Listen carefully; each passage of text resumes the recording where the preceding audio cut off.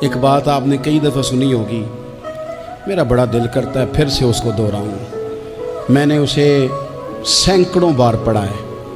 جب طبیعت پوری بے چین ہوتی ہے اور اپنی ذمہ داریوں کا احساس کرنے کو دل کرتا ہے نا، تو پھر خیال آتا ہے کہ ہم بھی پڑھیں ذرا ان چیزوں کو۔ بار بار پڑھتا ہوں تاکہ احساس ذمہ داری پیدا ہو۔ آپ کے غلام اسلم فرماتے ہیں رات کو میں اور جناب عمر نکلے تھے تو ایک مکان میں ہم نے دیکھا کہ ایک عورت نے نا، اس کے بچے بار بار شور کر رہے ہیں اور وہ کچھ پکا رہی ہے، آواز آ رہی ہے۔ تو حضرت عمر نے دروازے پہ دستک دی۔ کون ہے دروازے پہ؟ کہا میں ایک غلام ہوں۔ حضرت عمر کہتے ہیں غلام ہوں؟ بہن کیا مسئلہ ہے، بچے کیوں رو رہے ہیں؟ تو بی بی کہنے لگی تمہیں کیوں بتاؤں، جاؤ نا اپنا کام کرو۔ حضرت عمر نے اصرار کیا تو تلخ لہجے میں، جس سے غصہ نہیں کر جاتے حکمران، councillor, chairman, M P M N A, ناراض نہیں ہو جاتے، اس تلخ لہجے میں بی بی کہنے لگی دعا کرو اللہ میرے اور عمر کے درمیان قیامت میں فیصلہ کرے۔ کیسا حکمران ہے کہ اس کی حکومت میں میرے بچے بھوکے سوتے ہیں؟ یہ میں نے پانی میں روڑے ڈال کے چڑھائے ہیں، لیکن یہ پیٹ کی بھوک یہ بڑی ڈاڈی ہوتی ہے، یہ نیند بھی نہیں آنے دیتی۔ خیال تھا رو دو کے سو جائیں گے، پر سو بھی نہیں رہے۔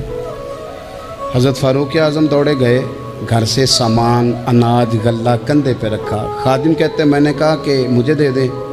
فرمانے لگے چل تو وعدہ کرنا قیامت میں بھی میرے بوجھ اٹھائے گا۔ کہ حضور نہیں، وہ تو میرے بس کی بات نہیں۔ فرمایا پھر مجھے کرنے دے۔ دوڑے آئے، اس خاتون کے دروازے پر لا کے وہ چیزیں رکھی۔ کہا بہن اگر تو پردہ کر لے تو یہ غلام نا آج کھانا پکا دے تیرے بچوں۔ پھر وہ گھی چڑھا کے، چینی ڈال کے، کچھ سامان پکتا تھا وہ کھانا پکایا۔ غلام کہتے ہیں جب پھونکے مارتے تھے تو داڑھی سے دھواں نکلتا تھا، آگ جلاتے تھے دھواں نکلتا تھا۔ پھر کھانا پکایا، پھر ان بچوں کو کھلایا۔ پھر حضرت عمر فاروق رضی اللہ تعالیٰ عنہ نا تھوڑے پیچھے بیٹھ گئے تو بچوں کے ساتھ اس طرح کی باتیں کرنے لگے کہ وہ ہنس پڑے۔ جناب اسلم کہتے بچے اس بیوہ کے ہنستے تھے، بچے ہنستے تھے اور عمر روتے تھے۔ جب وہ ہنستے تھے تو فاروق روتے تھے۔ پھر وہ بچے آہستہ آہستہ لیٹنے لگے، اور جب وہ سونے کی طرف بڑھنے لگے تو حضرت عمر کہنے لگے بہن میں جاؤں؟ کہنے لگی رب تیرا بھلا کرے، میرا کلیجہ پھٹ جاتا اگر میرے بچوں کو آج شام بھی روٹی نہ ملتی۔ تو سیدنا فاروق اعظم رضی اللہ تعالیٰ عنہ کہنے لگے